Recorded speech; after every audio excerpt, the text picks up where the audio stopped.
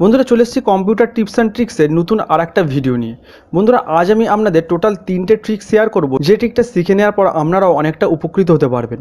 তো বন্ধুরা আমি প্রথমে যে ট্রিকটা আপনাদের সঙ্গে শেয়ার করব, তো আমি যদি গুগলে গিয়ে কিছু সার্চ করি, সেক্ষেত্রে দেখবেন অনেকগুলো ওয়েবসাইট আমাদের কাছে ওপেন হবে। তারপরে কিন্তু আমরা সেই ওয়েবসাইটে ভিজিট করলে তবেই কিন্তু সেই জিনিসটার সম্বন্ধে জানতে পারবো। যেমন ধরুন আমি যদি এখানে কম্পিউটার লিখলাম, কম্পিউটার লিখে যে সার্চ করলাম, তো দেখতেই পাচ্ছেন বন্ধুরা এখানে প্রথমে আমাদের কি হচ্ছে, এখানে অনেক রকম ওয়েবসাইট দিয়ে দিচ্ছে। সেই ওয়েবসাইটে যখন আমি ভিজিট করব তখনই কিন্তু আমি কম্পিউটার সম্বন্ধে জানতে পারবো।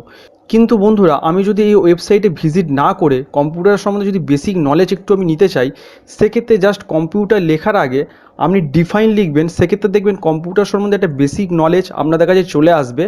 সেক্ষেত্রে কী হবে, আপনাদের কোনো ওয়েবসাইটও ভিজিট করতে হবে না, আর কাজটাও খুব তাড়াতাড়ি করতে পারবেন। শুধু কম্পিউটার কেন, আপনি যে জিনিসটা সার্চ করতে চাইছেন সেই জিনিসটার আগে শুধু ডিফাইন লিখতে হবে। যেমন আমি আপনাদের দেখিয়ে দিচ্ছি, এখানে যদি আমি ডিফাইন লিখে যেই আমি সার্চ করব, তো দেখতেই পাচ্ছেন বন্ধুরা এখানে দেখুন কম্পিউটার সম্বন্ধে একটা বেসিক জিনিস কিন্তু আমাদের দেখিয়ে দিচ্ছে। এটার জন্য কিন্তু কোনো ওয়েবসাইট আমাদের ভিজিট করতে হবে না। শুধু কম্পিউটার না, আমি এখানে আর একটা এক্সাম্পল দিয়ে ধরুন আমি লিখলাম ইন্টারনেট। যদি আমি লিখি ইন্টারনেট লিখে যেই আমি সার্চ করব, দেখতেই পাচ্ছেন বন্ধুরা আমাকে ইন্টারনেট সম্বন্ধে একটা বেসিক নলেজ কিন্তু আমি এখান থেকে পেয়ে যাচ্ছি। সেক্ষেত্রে আমাদের আর কোনো ওয়েবসাইটের সাহায্য নিতে হচ্ছে না। তো ওয়েবসাইট ছাড়াই যখন আমি একটা বেসিক জিনিসটা পেয়ে যাব এখানে, সেক্ষেত্রে আমাদের টাইমটা অনেকটা বেঁচে যাবে। এরপরে সেকেন্ড যে ট্রিকটা আপনাদের সঙ্গে শেয়ার করব সেটা হচ্ছে ট্যাব সম্পর্কে।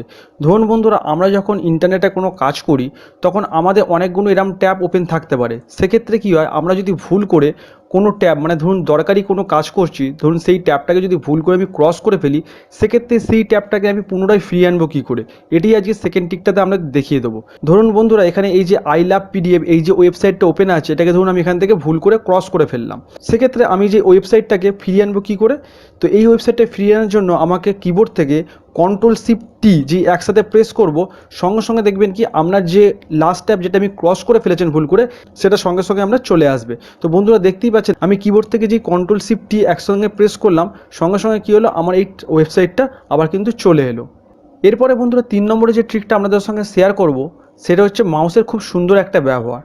ধরুন বন্ধুরা আপনাদের কাছে একটা এরম ওয়ার্ড ডকুমেন্ট ওপেন থাকতে পারে, আর আপনাকে যদি বলা হয় এটা ক্লোজ করে দেওয়ার জন্য, আপনারা সাধারণত কীভাবে করবেন, এই রাইট সাইডে কোণে যাবেন, এখানে ক্লোজ লেখা আছে, এখানে ক্লোজ করলে কিন্তু এটা ক্লোজ হয়ে যাবে। কিন্তু আমি যদি আপনাদের এখন বলি এরমভাবে ক্লোজ না করে ঠিক তার উল্টো দিকে যদি মাউসের আমি ডবল ক্লিক করি, তাহলে দেখবেন এই যে ওয়ার্ড ডকুমেন্টটা কিন্তু আমার ক্লোজ হয়ে যাবে। এটা কিন্তু আমরা অনেকেই জানি না। তো বন্ধুরা দেখতেই পাচ্ছেন আমার মাউসের কার্সারটা এই কোণে নিয়ে এসেছি, এখানে কোণে নিয়ে এসে এবারে যদি আমি মাউসের ডবল ক্লিক করি, তো দেখতেই পাচ্ছেন বন্ধুরা আমার কিন্তু ওয়ার্ড ডকুমেন্টটা ক্লোজ হয়ে গেল। এটা কিন্তু আমরা অনেকেই জানি না, এটা কিন্তু একটা ম্যাজিক। তো বন্ধুরা আশা করি ভিডিওটা আপনারা সম্পূর্ণটা বুঝতে পেরেছেন।